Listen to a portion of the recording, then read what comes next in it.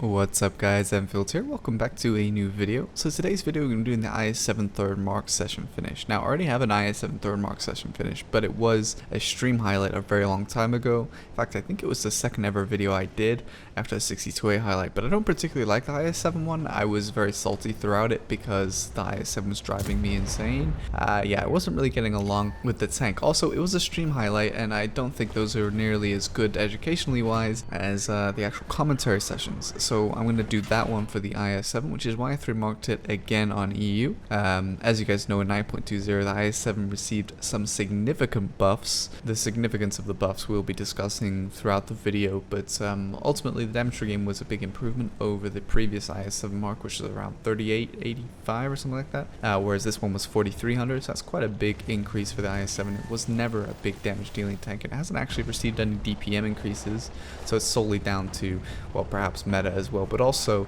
the actual buffs to the tank, of course. So yeah, it's pretty good. I'll also again warn you that there's a lot of APCR. I mean, the IS7 has 250 standard round with really long reload, so if you find that really upsetting and you would never want to watch a video from such a gold noob, you've had your fair warning. Okay guys, so the first battle I have for you is Malinovka. Now the second battle will also be Mali, but I'll do it from the opposite side so you guys can see both sides, which I think is kind of useful.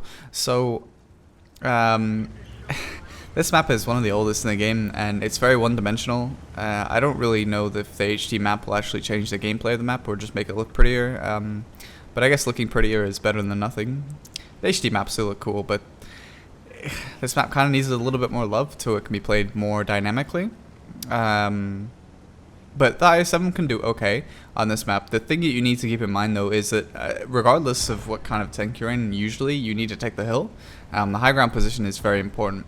If you fail to take the hill, it can be very difficult and very hard to actually defend properly against a pushing opponent. So you can see this is a tier 10 and tier 9 game. So my IS7 should have a lot of impact on this game, being one of the few tier 10s on the team. So yeah, I'm heading straight for the hill. Now before I sort of get there, you'll already have noticed that a lot of tanks are there sat and camping at like C5. So these positions and the mirror matchup position where you can see enemy tanks are a source of great frustration for me. In fact, we've already lost a T49 because these guys sit on the low ground and then they lose the high ground and then they get picked off, and it's very frustrating to have that many tanks sit there and just try and snipe. So yeah, very annoying. But credit to my 55A and my T54 ahead of me. These guys have actually tried to help us push the hill, although the T54 got really punished for it because he poked too far up against autoloaders, and as a result he's getting clipped out for it. So yeah, poor that guy. Other than that, it's just me and this WZ, and the VK should be coming up, I think. Batchat's trying to run away, so I'm gonna get a shot on him at the back there. So yeah, the IS7 plays this hill really well. Now if your team doesn't take the hill, because the only scenario that you yourself should not go hill is when you don't have enough support to take the hill. So in that case, you just have to try and camp really far back past the church and hope for the best. It's very difficult to win in that kind of situation, but there you go. The IS7 can still play the hills in the depression by like A3 though, so it's not so bad. But we do have hill control. The Batchats fled, which gave me a pretty strong indicator early on that they didn't have enough to hold the hill in the immediate time. So I was just gonna freely push up. You can see here I'm looking for a shot on the Mil2's top hatch there, which I'm able to get. Obviously the turret on the Mills and the Kronwagen, very good, but if you have such a high ground position, you can easily get the top of that turret, which is much squishier. So I'm just now looking for more shots. A little unfortunate, I think, on the T10. You'd have to be careful in a position like this so that you don't get shot inside too much. But I haven't been shot yet, so I'm taking the risk that I can punish this C10 a little bit more. So I'm just going to put as many shots in him as possible. So that FE indicates to me that the FE 215B is actually quite low. See the Batchat's trying to hit me now, but actually it's quite impressive that with a Batchat 25 TAP he actually did pen me from that distance. But at this point we have control of the hill. The VK is coming up, the T57 is coming up as well behind us. So just looking for some damage. The VK buff side armor a little bit too difficult to get past there, so we'll just have to see. I mean, a lower front plate should pen as well, but if he starts angling too much it won't pen, so I'll just go for his turret instead. unless he does expose far too much of that side, in which case I would actually, of course, go for it. So he's using, obviously, his APCR rounds as he should be, but I'm using my turret to protect me, so yeah, can't really do much. I tried to get a cheeky road wheel shot there, but, you know, again, the side armor protected him too much, so I wasn't actually able to do enough damage, or any damage, sorry. So this I'm going to blind shot because obviously I knew where he was, and then of course I set him on fire, which is pretty awesome. It's kind of funny to see that you don't obviously see your shot land, and the guy gets relit and he's set on fire, and it's always quite satisfying to see that. So you can see here that they don't have hill control, and they're now being picked off from the top. The high ground positions are usually pretty important on any map. On this map there's no real difference. See, here's the FE215B just chilling way back there trying to snipe. But it's now like sort of in a turkey shoot, so yeah, we're just gonna chill up here, and he can't really do anything about that because, you know, low profile of the IS7 means I hug the hill perfectly, and all he can see is my turret. So what was kind of surprising actually this battle was that the GW Tiger actually left me alone largely in this battle, which is weird for an artillery not to shoot me, but I am on Demo's account, not on my account, so maybe it's not so surprising. I got juked there. Rip. So I'm just trying to get to this little rock here so I can get momentum of speed and not get tracked before I've got too much speed, and I don't want to get trapped in the middle of the hill, so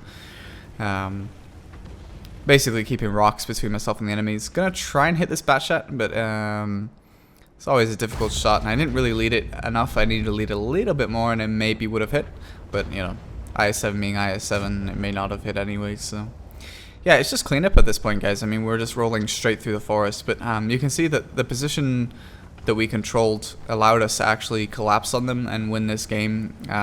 Controlling the hill is really, really important, and knowing how to basically keep yourself alive and outputting damage safely in a tank like the IS7 will mean you'll dominate the hill because it just is kind of built for it.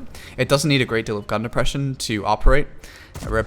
It doesn't need a great deal of gun depression to operate on a lot of the slopes on the hill because they're just simply not steep enough to warrant heavy levels of gun depression.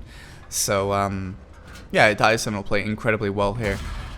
Just going for cheeky snaps at this point, just trying to get as close to their base as possible. I want to deal with this E4 if possible, because I assume he will be healthy, because obviously he's been in the base the whole game. Slowed down a little bit to ensure that, and you can see the E4 there is quite healthy. I just decided I was going to keep going. I thought about it for a second, and I was going to shoot the bat shot, but yeah. So at one point here, the replay actually decides to minimize itself while I'm recording.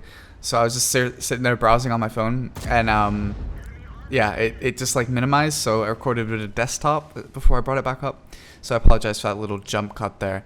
But yeah, that's pretty much the end of this battle, guys. I mean, it was just to show you how it's so important to have control over the hill on this map. And if you don't, it can be very difficult. It's not impossible, but very difficult to overmatch and win if you don't have any hill control, because you then have to either push to south or camp, and camping can be difficult. You have to rely on the enemy's scouts being dealt with very quickly and such things like that. So yeah, that's pretty much the end of the battle, obviously. Driving towards the water here in honor of artillery, and yeah, so that's that one. So this is Mali number 2. This time you can see obviously I'm in the opposing side. This is actually a full tier 10 battle, so it's probably going to be a much heftier brawl on the hill, because the previous one was tier 9, and obviously I was able to bully the tier 9s, and they also didn't send a significant force up there anyway. So what they did send up there, the tier 9s, I was just able to easily bully out of the positions. So yeah, as you can see, that there's a kind of a weird spread right now. We have a lot of our teammates still in the base. The mouse is going to stay in the base, the Foshby is going to stay in the base, the leopard's in the base, the TVP is in the base, and the Batchestering is scout. So kind of a wacko sort of spread. I'm not really sure what the mediums are thinking. I don't particularly blame the mouse. I would still take my mouse over towards the hill. But I mean, I don't blame him for not wanting to like drive all the way up to the relevant flank. So yeah, whatever, it is what it is, you know. So as you can see, we have only one pattern in the sniping position. Actually, he's much further up, as well as the STB1. Kind of redundant to have them both there, to be honest with you, because that's like more the spotting position than it is the sniping position. So don't really need 2 tanks there. To be honest, we don't really need even 1 tank there that badly. that's not a scout, but you know, the SCV-1 is going to go up and he's going to try and get into this little defilade that you can sort of poke up and down on the enemy's flank. It's really forward position, but should be protected. I don't like it though, because if someone YOLOs after you, there's not a whole lot you can do about it, and he's actually really damaged already, so rip-a-rinos. Kind of wish our 430 would move up as well. But as you can see, that the enemy team has sort of like pushed some tanks into the south, so our mouse and the Foshby should be able to sort of stop that push while we try and take over the hill. You can see this IS7 is doing exactly what I was just talking about, and barrels straight over to him. And yeah, rip STB1, so good position. That IS7 should take some damage for doing that, but he doesn't care because, you know, YOLO, I guess. So you can see that as we're coming up this hill, you can see that the hill isn't actually that steep, like I was talking about. So you don't actually need a great deal of gun depression to make this work. You don't exactly need like a WZ5A to do that, and that's one of the opponents I have here, is a WZ5A. I was kind of hoping he would make that little crossing, but he didn't. But I'm still gonna get a shot in as he backs up. So this lighthouse position and the IS7, you don't really need to take it at all. It's sort of a side scraping position for tanks that don't have great turrets or even any level of gun depression, I suppose, as well. But for you, like, it's really not necessary to take that position. It's better to just take on the hill. Even if there's artillery, you just kind of have to suck it up. I mean, artillery can be difficult to deal with. If the artillery is really battering you and you really want to take that position, you could, but it's very difficult to back out of that position. You can see here that, unfortunately, I have two super heavies in the low ground defilade. So on the stream, I was very, very frustrated about this, and I sort of looked at it and I thought, I can't believe what I'm seeing. But, you know, these guys are basically sacrificing our hill control to be in that position, which is not even a good position, and you don't get to utilize that position until you have high ground control. It doesn't make any sense, so yeah, I was a little salty about that. But despite the lack of numbers on the actual high ground position, we're still doing really well, and as you can see, I'm able to get the shots off as I need them. Baiting tanks really far over in order to try to shoot my lower front plate, because I can't pin my turret, obviously. And we're actually able to do quite a lot of work here. I'll also point out, despite us actually doing quite well, is the E5 has bailed full of HP, and he just decided to get out of there. Yeah, so he pretty much peaced out, which you can see I keep looking back at him. I think at this point of the stream I'm just discussing that. Very, very frustrated. This IS7 is desperate to come over and shoot my lower front plate, which I don't really understand, because yes, he's getting it, but I'm also replying with my own shots. And I have a much easier angle. All it would take is one bounce from him, and he doesn't get anything from that. So it was a very weird trade. Like, it's a like-for-like trade, and you should never really go for a like-for-like trade unless you need to secure a push or something. It's kind of silly, but whatever. Anyway, you can see here that we've now got control of the hill, thanks E5. Unfortunate I didn't get the hatch shot on the E5 there. It seems very randomly armored to me. It was, of course, nerfed, but it seems pretty good to me. Anyway, so we do have the control over the hill, which is kind of the important part here. I think that's our E5 beginning to reclimb the hill. Yeah, thanks for the help, fam. But at this point, we basically got secure control over the map, and it's a matter of cleanup, because, you know, they don't have that many tanks left. Rip. They don't have that many tanks left, so it's fine for us to sort of begin to be more aggressive. The 140 shoots me, but it's not a big deal. I can obviously take that hit. And I'll just dive off the side of this, because, you know, there's a nice little extra bit of cover, and I'll just easily take that. I thought I'd take that snap because I kind of figured he would be in cover really soon, so you never know. You know, sometimes those snaps come off.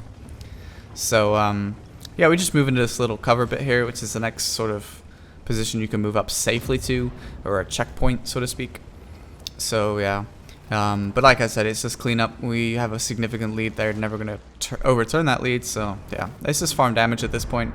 Again, I looked for a kind of a hasty shot to try and get in as they began to start moving from the TVP's rush. At this point, I actually didn't really think I was going to get any real damage left. But surprisingly to me, I do actually get a little bit more out of this. such as that shot on the 140. And I assumed that I wasn't going to be able to hit the arty because I had so many tanks with me and there's mediums, like this batch jet, and I thought, oh, I'm not going to get the arty, so I just loaded APCR for the mouse. And, yeah, well, he's trying to drown himself, but, no, fam. No, not on my watch. So, yeah, that's pretty much the end of the battle, guys. I mean, it was a pretty simple battle in the sense that it wasn't, like, anywhere too close. You know, in the end, it's 14-6. But the hill fight could have gone really badly. But the IS7 is able to play the hill so well that we were basically able to overturn a disadvantage that would have been really difficult otherwise. You know, if you take another tank, say like the E5, it actually would have really struggled there. So yeah, IS7 able to do a lot of work and protect itself in that position. So next up we have Airfield. Airfield, not a map I used to get along with at all. I still don't. But it used to be my like least favorite map, I think, because back in the day, obviously, you still had artillery with unnerfed alpha. So after the artillery rework, it became much better. But you know, before it was difficult, man. You basically funneled in, and artillery just beat down. There was no real protection. They just had unlimited shots on you, and it was so bad. But now it's not so bad with the artillery rework. It's much more playable because you don't get punished hugely for trying to actually do stuff in this map. So yeah, it's much better than it used to be. But there's still big problems with the map, namely that it's really imbalanced between the side that I spawned on, because the other side, if you try to push along the C line, you get punished in the B0 position. You can see our platoon of Grill 15s, that's exactly where they're going. You really cannot spot that position until you get incredibly close to, like, I don't know, B8 maybe, B7, before you start to see anything at all in that position. So it means that anytime you're trying to push around here on the heavies in my position, you get really heavily punished. So yeah, a little bit of an overextension there by myself, but you know, still winning the trade against the E50. I'm not really sure why the E50 was so far out as well, but mediums tend to do this. They take this little sniping position here, and then what they try to do is like trade with you, which is bizarre because we all have better alpha than them, and they don't have the armor to really poke these corners properly, but yeah, they do it anyway. It's a little bit of unfortunate RNG, but you know, still probably should have been punished. The E50M again punished by my team. I'm not really sure what the obsession is with people doing this. You can poke this, but you have to be really careful about the enemy's reload. But when you're the only thing that they have to shoot at, of course they're going to shoot you back. You have to wait till they're distracted with your allied heavies or something like that before you can poke. Again, 1-1, what are you thinking, fam? It's not going to happen. So going back to the sniping positions, it really does bother me. There are a lot of these positions in the game. B0 is a perfect example of it, where TDs can sit the entire game and not move and just press the left mouse button occasionally. I think that's really bad. I mean, I don't really understand why someone would enjoy that, to be perfectly honest with you. It seems very boring to me, but I also I don't understand how Wargaming can't see that that's a problem, because it does completely prevent their enemy team from having an easy push. You know, when they push this position, they have to push with such a significant overwhelming force, which is difficult when we have two TDs covering them. They can't push up here because we have so many heavies. You know, it's just aggression punishment, and I don't really agree with that. I don't mind people sniping, but I think people should be forced to move into new sniping positions as the battle sort of develops, but not have a single lane of fire that covers the entire flank. So just my 2 cents on that. So it does tilt me quite a lot. In the previous battles, you saw that the IS7 buff to the engine was actually really helpful, as I was able to take the hill on Malinovka. On this, you're not going to see much engine display because you can't really move on this map till way later. It's a very frustrating map to play because you basically have to rely on the enemy team kind of making bad trades. So whoever spotted that Grill 15, probably E50M, is my new hero. Maybe it was a bad shot, I don't know. But yeah. So you can see here, which is the reason I don't push around here, is because of the position where that Grill 15 is. Our IS7 is taking a gamble that there's no other TD there. We know where the Foch is, so he should be okay, but speaking of the Foch, I'm going to see if I can get a shot.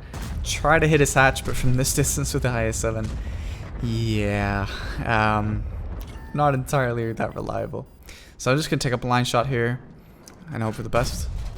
But at least I hit him, I guess. You know, it did let me know, even though it was blind. So you can see here what I'm talking about, where this is imbalanced, because we have these nice little lumps of hill to protect us. There's no TD shot lanes. Unlike the poor enemy team, who basically get blown up by 2 Grill 15s if they try to poke, so yeah, those poor guys. We do need to win this flank quickly, because we don't have control over the hilly middle area of the map, because our mediums sort of barreled over for some reason. I don't know why. They a very weird decision not to continue to sit on the hill. Instead they sort of like barreled straight over and died. At least they got their Grill 15 lit, I guess. But credit where credit's due, our Grill 15s are actually moving up, but this is kind of what I'm talking about, where the battle is sort of developed and they have to move. I want to see more of this, where Grill 15s need to sort of understand the map better and know where to move up. Well, not just Grills, obviously tank destroyers in general, especially STRVs. So yeah, we're moving up here. I'm going to see if I can shoot this 263, but I'm pretty sure when they made it HD, they buffed the map so much that you can't actually pen it anymore. So I'm not entirely sure where you do pen it. Maybe I have to have a look at that tank. Maybe the superstructure is pennable. I'm sure the lower front plate is still pennable if you could shoot it, but yeah, I'm going to have a look at it. But he is getting punished quite a bit, so not really my concern. I'm not going to do any damage to him, and at the end of the day, if you're not going to do any damage to something, you're better off just ignoring it and moving on, as long as your teammates are dealing with it anyways. So yeah, artillery, Conqueror GC lit there, gonna gladly take that damage. So just moving over to the air hangars here. I'm gonna look for the Grill 15 potentially. So I got maybe side shots on the 263 if he pokes out, but I don't really think he will. So I'm just gonna look for more shots on the Grill 15, who just took a shot on my ally. But unfortunately, he's able to back up in time. Now as I come around this corner, I see the Foch B is there, so I take a shot onto the hatch. And this is like a rock and a hard place. I have to be super careful. All I have is this little cylinder thing to protect me against the Foch B and the potential Grill 15. So a little sketch. So at this point, I'm telling my Patton to go back to base to deal with it. And he says affirmative and then doesn't move. This is a little weird, if I'm being honest. But anyway, at least the Grill 15 is dead now, so I can sort of get ready to deal with the Foch B. I'm kind of just waiting a second, telling my Patton he needs to go back. The Patton is low HP, but he just needs to buy us a little bit of time. As long as he's careful, I mean, he really could reset that T100 safely first. I mean, the T100 would probably YOLO him after that because of the HP. But at least he'll look at the reset, so yeah, just dealing with the Foch B. Again, you can see here, Foch B, its only advantage is if it catches you out in the wide open when you're broadside. If you're in any other position, the Foch B kind of is going to super struggle, and it's never going to get the clip out. Yeah, really, guys, don't freak out about that tank. It's probably one of the most overrated things to come out for a long time. The Foch B, yeah, has a high clip, but I mean, it's one more shot than bad shot. I guess it's not that outlandish, but it'll never get the damage out because lack of turret, and you know, the handling of the gun isn't actually that great, and the penetration isn't good, so you have to use APCR if at all, and most people won't even bother to do that. So yeah, so at this point the Patton did able to get the reset. IS7 is also in the base, so I'm going to go back and make sure that is dealt with. The last thing I want is for us to be capped out, and you can see our IS7 is quite low HP as well, so I'm just going to go back as well, make sure that we don't get capped out. There's no way the mouse can return, so I'm the last thing that could return to base. And we basically won this game, and it would be a real shame to lose it purely because we got capped out, which is the worst way to lose any game, is to be capped out. So yeah, I'm just going to go back and make sure the IS7's doing the right thing, where he's giving himself plenty of time to get a new reset, which buys me a lot more time. And he was actually able to get the kill on the T100 light, so that's really good for us as well. I'm going to look for the kill on the Conqueror here, which is obviously helpful. So I know the Foch is coming near me, so I'm just getting ready for that as well. And he's right in front of me, but again, armor on the tank doesn't exist as long as you know where to shoot the hatches and stuff. Very, very easy tank to deal with, so yeah, and at this point it's just clearing up the artillery. You can see I've swapped to HE because I think I'm being clever. But you guys will see. So anyway, yeah, that's pretty much the end of the battle, guys. I just want to talk a little bit about Airfield and how difficult it can be to deal with it. Now, if you do spawn on the other side in IS7, to be honest with you, I would kind of recommend you go middle, the like sort of raised hill by the water, because I just think it's really difficult to play the north side from the west spawn, because it's so dangerous. You can't push against the TDs, there is no pushing. You have to invite the enemy onto you, which obviously they're not always willing to do, and you're just not going to have a good game, even if they eventually do push. Maybe you get a little bit of damage, but if they are pushing, they might actually kill you because your teammates have all killed themselves as well. So yeah, here's my glorious HE shot. 243. Nice. Yeah, I was a little bit annoyed. But anyway, so it's a map I don't enjoy, but you know, you just deal with it as it is, I guess. And like I said, I mean, one side is really imbalanced, so you just have to play around that. So here we have Serene Coast, which is actually a pretty good map for the IS7. You can play both sides of the map, the 1-2 line and the 9-0 line. The 1-2 line, you can support your mediums, and you can use that really good hill over there to sort of hold down on. You just have to be careful because it's a little bit steeper and it's difficult to get gun depression there. So you kind of have to work around engineering your gun depression, pushing yourself up against certain angles and different slopes to make sure you can put your gun down enough. But the turret will protect you, and the speed of the tank is competitive enough that you don't get punished by mediums that get to that position really early. So that's actually really nice for that IS7. You can also play the 9-0 line. The IS7 does that really well as well. Not so many worrisome slopes that you're going to lose gun depression, much more hold down positions, so it plays this very well as well.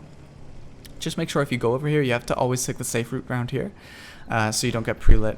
So I was just stopped for a second there just because I was kind of concerned about the amount of teammates I'm going to have over here. But then I began to look at the team listing, which I should have done earlier, and I looked at it and I thought, this should be easy. The reason I didn't look at it initially is because this is not tryhard games. This is me streaming and I was reading chat.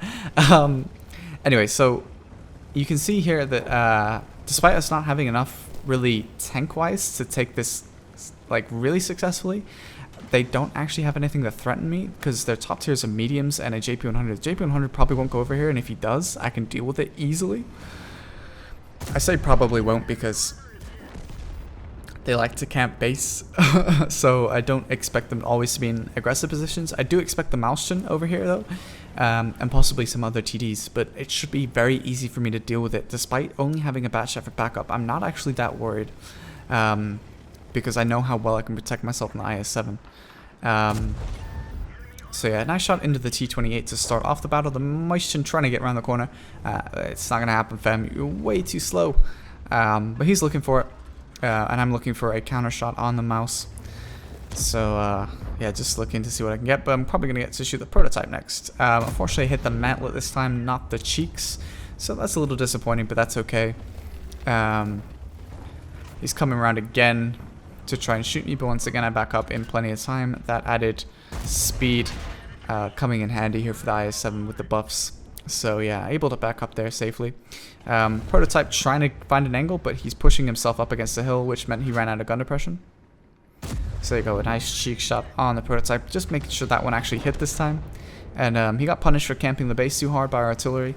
So we're going to move up a little bit more and just look again at this tier 9 mouse, see if we can get a shot. I could go for the cheeks, but I was trying to be clever and hit the commander's hatch because I knew that was likely to actually kill his commander. Tactically, it's not really necessary to do that, but the way I figured, if it's more likely to pen and it could potentially limit the enemy tank's ability to fight me, I'm more than happy to do that. Poor batch shot just got wrecked by the JP100. Feels bad, man, for him. So you can see here that they're sort of like going ham at me. That's the Chinese tier 10 tank destroyer. It's trash. That's decent DPM though, so I guess it has that going for it for a 750 alpha gun. So you can see here, this is where my advantage will really shine against this JP100. He actually can't do anything about me because all he can see is my turret. And the APCR is enough to go through his superstructures. So yeah, he's going to really struggle here to deal with my IS7. He could try to push up, but if he does that, I'll just track him or just, you know, pen through his lower plate, or if he puts himself high enough up, I will just basically shoot through his road wheel and track and actually do damage through the top of the road wheel as he tries to crest the hill. So you can see this poor JP100 kind of getting farmed here. I feel bad for him because, you know, again, TD's wargame we've introduced are built to camp and not really push, and I think that's a shame. I think they should have more gun traverse to help them deal with these positions, and also slightly better DPM and lower alpha in the JP100's case in specific, lower alpha, but in other cases maybe some gun traverse and things wouldn't go amiss for these tanks to be able to play more dynamically than sit in one position. So I feel a little bit bad for him, but of course I'm not going to begrudge extra damage. So now just pushing into the base, our team has basically won every flank. I secured that flank despite being outnumbered. The Batshot was over there for God knows what reason, but I didn't actually need his help at all. I could have won that flank on my own, which is kind of nice to be able to say that about a tier 10 tank, that you could reliably have won a flank like that.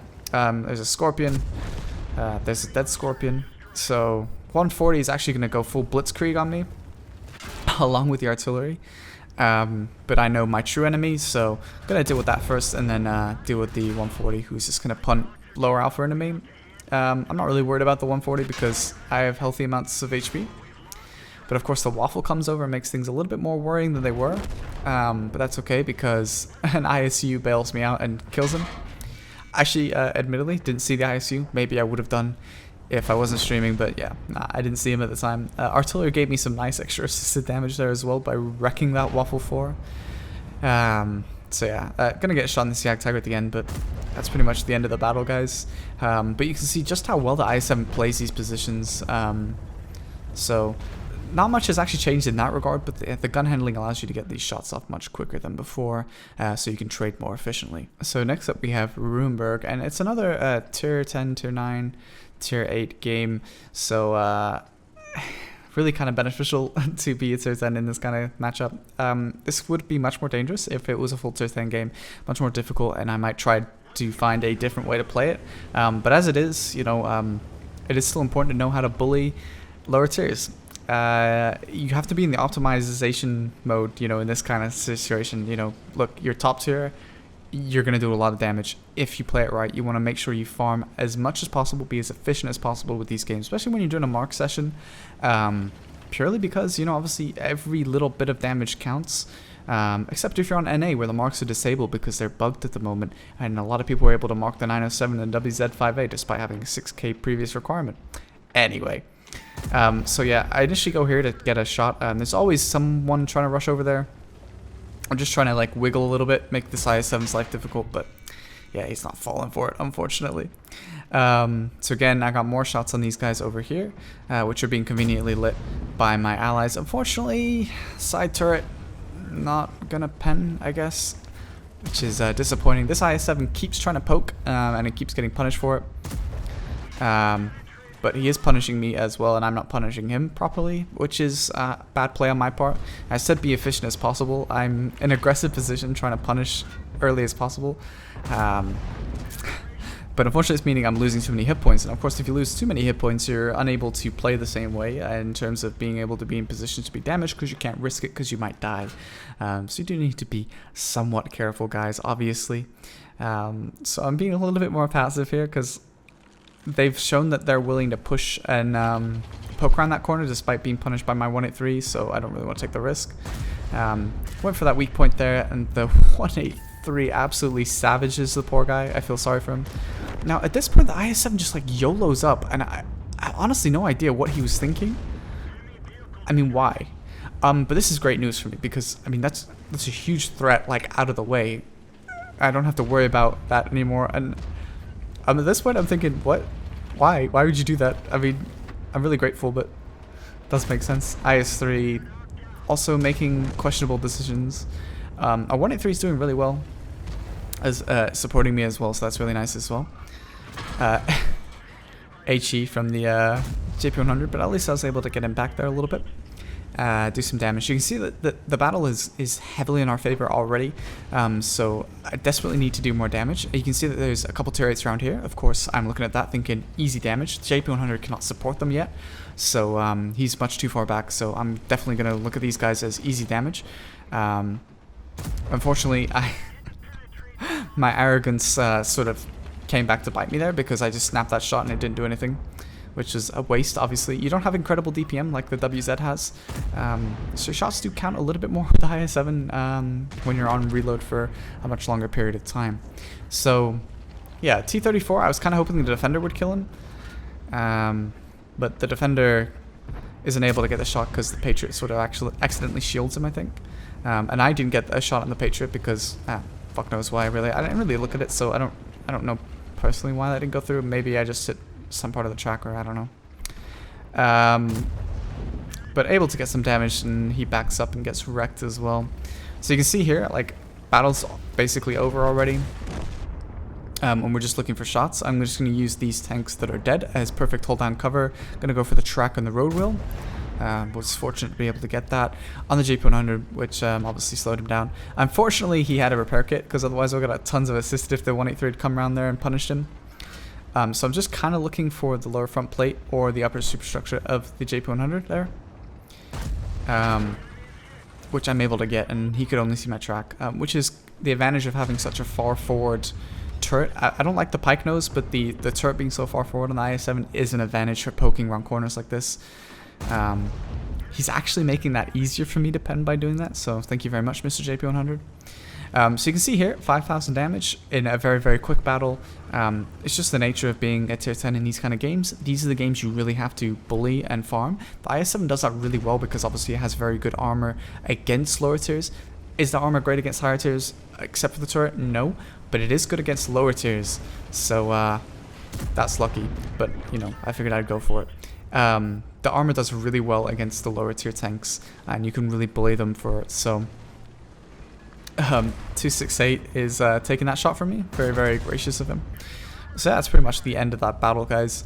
JP100 goes down, but yeah, basically it's just really about optimizing your farm in these kind of games. It's really, really important you do that. So the next map that I picked is Highway, because a lot of people really hate this map, and I really hate it too. I'm complete with you guys. It's one of the worst designed maps in the game. I would make a joke about it, but I don't really want to get banned, so we'll just talk about the map in general, why it's bad. So basically, obviously, the biggest issue is that the flanks are too far apart. There's no support or interconnectivity between the two flanks. The next big problem is that one side can defend the base and the other side can't. So for example, if we go field here, we can't run back to defend the base very easily because it's very difficult, although it's a little bit easier than the other side. But if you spawn in the southwest base, you basically can't go city and return to base. It's impossible. It's really poorly structured and designed. So yeah, it's very poor. Very, very poor indeed.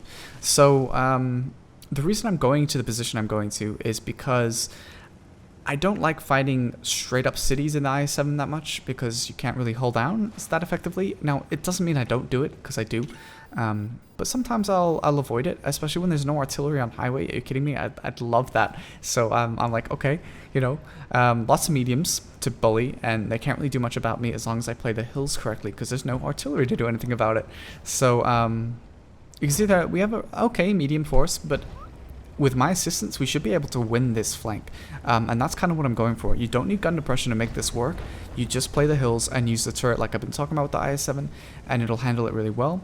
The better gun handling will mean you'll land more shots, and obviously if you do get hit, you have a little bit more HP to bleed than you did previously, which is also useful.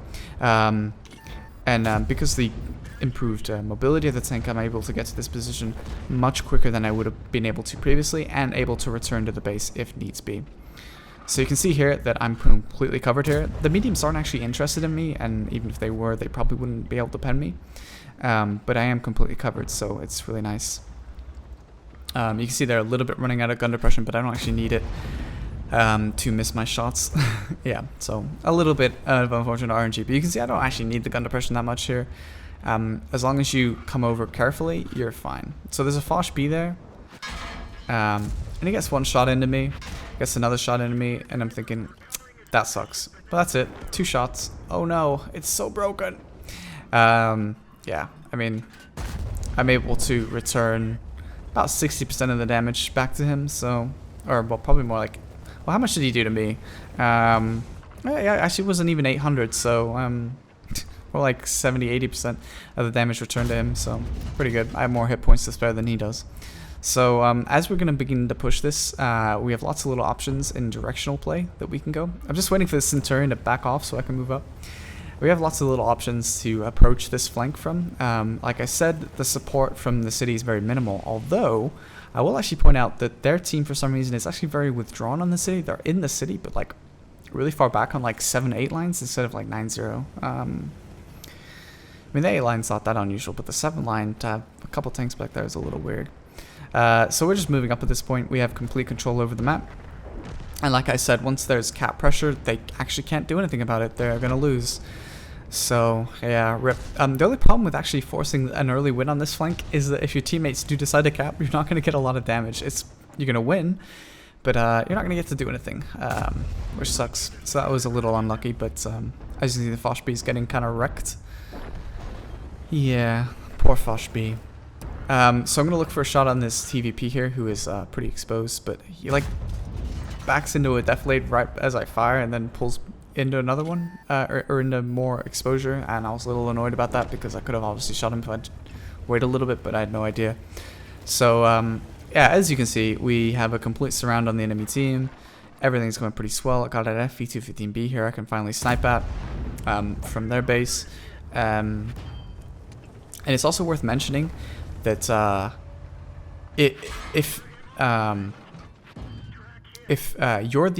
you're my team and I had gone to the city and we didn't control the field and they had a base camping TD, like trying to push past the city into the base to get to the cap point is actually really dangerous as well. For the same reason it's too difficult for them to come back to reset, it can be very difficult to push out of the city. So I guess sort of another reason I don't like going city with the IS7 specifically, but also just in general, is because of that. So it'd be very dangerous. This TVP is desperately trying to get some shots onto me, but I'm able to penetrate him. As you can see, my armor is doing a plenty good job against the heat of the TVP. Not too much of a threat, especially at this kind of angle, unless he can shoot my lower front plate, which he would really struggle to do. I'd have to come up pretty far for him to get a nice clean shot on it. So issue this E5 is going down here, and I'm looking at that as my next potential target. You can see there's a little ravine down here I can sort of go down, so that's what I'm going to decide to do, is go after the C-110 E5. I was going to go down there, and then I thought I should be okay to actually go down here, so I just decided I was going to take a shortcut. But unfortunately it didn't pay off because I took 700 fall damage. I didn't actually think I went off that fast, or that steeply, but you know, yeah, the physics in the game are sometimes a little bit questionable. So at this point, the Vatchat comes after me, but is then killed immediately by my E50M. And then my poor E50M goes down, and I mourned him on the stream as my E50M went down. But yeah, I can just face hug this guy. I'm going to go for that Vatchat, obviously, because he's the one that can pen me. Just need someone else to shoot him. Easy. Yeah, you know, they can keep YOLOing after me all day long. My teammates will keep clearing them up. So yeah, it's actually a pretty close game, all things considered, because we didn't cap, and also we kind of lost the city a little bit. We have TDs alive, but they sort of backed off. The 2 JP100s have been really passive, and I think that's part of the reason that the city was unable to secure it. It's a lot of firepower not to have. Trying to wiggle to not be wrecked by this TVP. You can see the little, even though this isn't actually a lot of cover, the IS7's kind of height is really helping here, where the turret is actually protecting me. So yeah, I'm just backing off here to try and be a little bit safer than I currently am. And then I spot the FE215B. Yes, please, I'll take that damage. So yeah, this is kind of a weird battle. I mean, I mostly picked it because I wanted to go over why you could go field here. The lack of the artillery, you know, the relatively even medium forces, but you know, with IS7 you can kind of overwhelm it. So you shouldn't really think one-dimensionally when you pick these kind of maps, or when you pick these kind of tanks and you play these maps, that you're like, oh, I'm a heavy tank, I always go heavy, or to the heavy spots, which in this case obviously usually is the city. You can play other ways, specifically when these things just like IS7s just bully hills so easily. So as you can see, I'm just desperately looking for this JP100. And I'm able to actually get the kill, so I was pretty pleased about that because I actually didn't think I was going to get any more damage this game on these tanks. But yeah, I've done a decent amount of damage so far, so it's pretty good. An FE215B comes too far, gives me a nice side turret shot, which of course I will gladly accept. But I did get lit, so he knows where I am now. But on the flip side of that, he won't poke that because obviously he knows I'll kill him, so he's gonna go down towards the bridge. But I'm completely protected from that position, so I'm pretty chill about that. I'm just trying to look for him now. I'm gonna use this bush ahead of me to try and spot our friend here. There we go. He can't see me because he doesn't have a bush and I do. You know, always like to get stuck into a big fat bush. So yeah, he can't see me whatsoever, and I can already see that my 140 is going to kill him, so I'm just happy to chillax here. I mean, I could go after him, sure, but is it worth it? No. I mean, if you do die in a game, you get less crew XP as well, so I wasn't really that bothered about it. But yeah, that's the end of that battle, guys. Yeah, it's just basically an example of how you could play the field as another option for your IS7. So finally we have Fisherman's Bay, which this is the map that I actually 3-marked the tank on, and of course the replay is, well, the stream highlight is already on YouTube, so you can see the live reaction there. So a lot of shenanigans sort of went down on this game. There's a little few things to talk about, I guess, and this is the highest damage game I got of the IS7 out of all the sessions. It wasn't outlandishly high, but it was a pretty decent game, I guess. Some fortune went my way, so, you know, definitely lucky in some cases, but also, obviously, I made sure I was in the right positions as much as possible. So my initial plan was to play the 1-2 line, to use the sort of hills and the, again, the speed of the IS7 to get to the position early, as well as the turret armor to protect myself. But then I kind of saw that we had nothing in the middle, and if there's nothing in the middle, it can be really, really dangerous. It isolates the 1-2 line from the city. There's no support to either flank, and it can be incredibly dangerous. So I decided that, considering we had a decent medium force 1-2 line anyway, I could just go to the middle and sort of try and do what I could in this flank. So yeah, the enemy team has a lot of, you know, well, they have 3 mouse tanks, which is like crazy. Very difficult to deal with that kind of armor and hit points, and also still pretty good DPM, even though it's nerfed. So yeah, I'm a little bit concerned about it, but not too worried. Able to get the shot in the IS7 there, but unfortunately, just before I backed down and protected my lower plate, he was able to return fire. Little unfortunate there, but 183 shooting at me from the very back there with AP, but fortunately IS7 able to bounce. Artillery beginning to punish. This is why this position is quite dangerous. Even with the added speed of the IS7, it's, you know, so you can't always be in cover very quickly like you could with a medium tank, so you do need to be careful. Now you can see something bizarre happens in this battle, and that's that our mediums already have control over the 1-2 line. They sent nothing there, which is weird. There's also a mouse in the middle, which I'm really pleased about because he's going to get raped from our 1-2 line control and from our artillery. So yeah, I'm happy to see a mouse die in the middle because it means one less mouse in the city that we have to deal with. So there he goes down to our Centurion. Now, at this point, if I were to pause this and you would ask me who's going to win this game, I would say our team because we have complete map control. But puppies are puppies, so, you know, keep that in mind at all times. So you can see there's an E50M there, and obviously I want to deal with this E50M, but my shot is being blocked by various buildings, so I'm just going to move up. Still blocked, move up a little bit more, and finally going to get a shot on this E50M who is facing the other way to me. Someone seemed to think that on the other video that I was shooting the E50M's upper front plate and penning it, and he was like astounded or something. No, this is the rear of the tank, guys. But yeah, easy kill. So very nicely swept up there. So now our mediums are unimpeded, and we have control over every aspect of the map. So how we end up not winning this is kind of frustrating. But I'll walk you through what I decided to do anyway. So now I'm moving down to collapse on the city. And there's going to be lots of opportunistic shots I can take here in the lower half of the middle onto the city, as well as some tanks left in the middle, like this 140, who is not able to return fire. And even if he could, again, I would win that alpha trade every single time, which is the advantages of having good alpha. And poor 140, man, I feel really bad for him, but I'm not really sure why he was doing that little maneuver there. But anyways, as you can see, there's their enemy team has begun to be quite aggressive in the city, which means that if you're in the middle, you get lots of shots, which is awesome. It does mean that my team is getting a little bit weak in the city in terms of taking a lot of damage. But we're doing okay because, you know, we're still dealing with it. You can see there's lots of TDs, and this is, I think, where our mediums fall apart, is they don't appropriately deal with these TDs. Instead, they just like sort of YOLO in, and they get cleaned up by a Foch 155 and a Foch B, which obviously they have a lot of firepower if you're in the open. If you're in cover dealing with them, they're easy to deal with, but in the open, yeah, good luck. So you can see that I took a blind shot in the IS7. I didn't get the damage, as you can see by the hit point differential. Just gonna try and get another shot in the IS7 as well. Also a track shot, I think. Maybe he instantly repaired it, or maybe it was some other kind of crit, but either way, still got some nice damage onto the IS7. So he's really low now, and you can see that, like, they've sort of brought this battle back because of how well their TDs are basically camped. Our mediums didn't take it cautiously like they should have done and moved up through the bushes and outlit the TDs.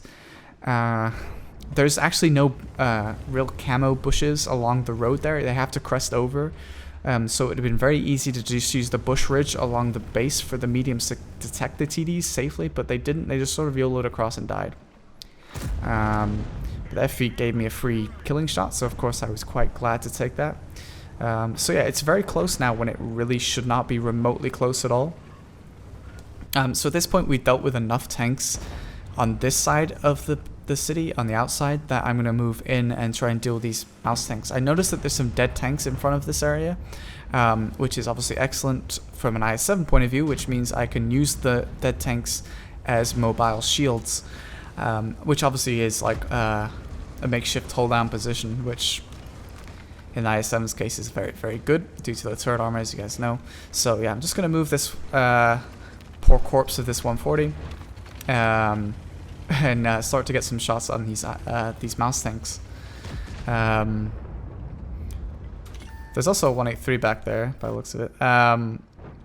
So I have to try and get the cheeks of the mouse tanks. Obviously, incredible levels of armor on these tanks. But if they don't angle their turrets well enough, I will pen it.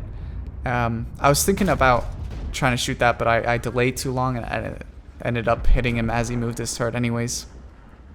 You see there's a cheek that I can pen. But then he turns it away just in time. But there's another mouse coming, so able to get the cheek shot just about on that mouse, which is obviously very good. They're kind of low in the sense of, like, the hit point pool isn't as bad as it would be, but one of the mouses is still quite healthy. Just doing damage to the 183. I'm worried about shooting Hesh into my turret and still doing quite a lot of damage because lol 183 Hesh. So that's why I'm choosing to shoot the 183 there. Also, it's much more I guess reliable pen compared to the mouses, but don't have any more shots than the 183, so I'm just going to try and punish this low HP mouse. Also, there's an artillery back there. Lol. Artillery notices that he's lit though, so he's going to bail. Kind of disappointing actually that I hit that shot despite being stunned and I wasn't able to do any damage. You can see the T-57's there, so I'm like, oh, okay, so I'll shoot the T-57. Although, obviously, you kind of want to focus and deal with one target at a time. In these kind of situations, you don't always have the same target. It's just important to get... Like, if I had the choice between shooting the mouse I've been shooting, or not this mouse, but the other mouse, and that T-57, I go for the T-57. Simply because the 57 is the easier tank to pen. And, you know... yes, obviously you want to deal with a tank, but it's much better just to deal with what tanks you can actually pen. Because if you don't hit the shot, then you've not done anything useful anyway.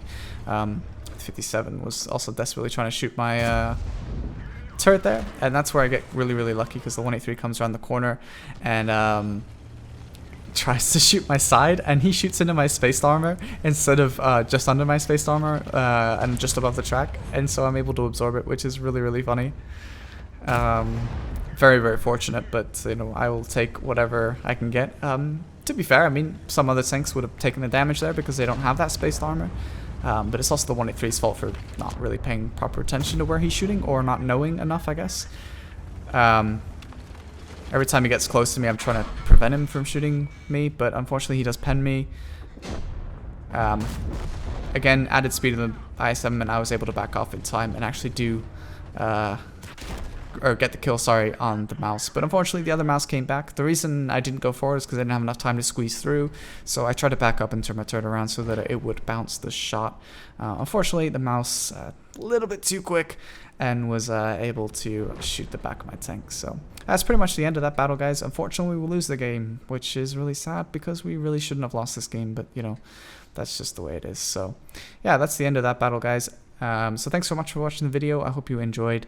Let me know what you thought in the comment section. Of course, I personally would think this is probably way better to use for the IS7, not only because the tank is clearly buffed, so this is what the new IS7 will play like, or play similarly like, but also because this is obviously not a stream highlight, so I hope that it'll be helpful to those of you playing the IS7. This is a really casual 3-mark, actually. Honestly, it was much easier and chill than I expected it to be. It was one of the easier 3-marks I've done in a while. Just really super comfortable. 4,300 damage per game, and I didn't really lose any mark percent while I was grinding it. Maybe like once I lost percent. So yeah, it was actually really comfortable to do, and I actually enjoyed it, which is a big difference with the last one. So yeah, thanks so much for watching, and I'll catch you next time, guys.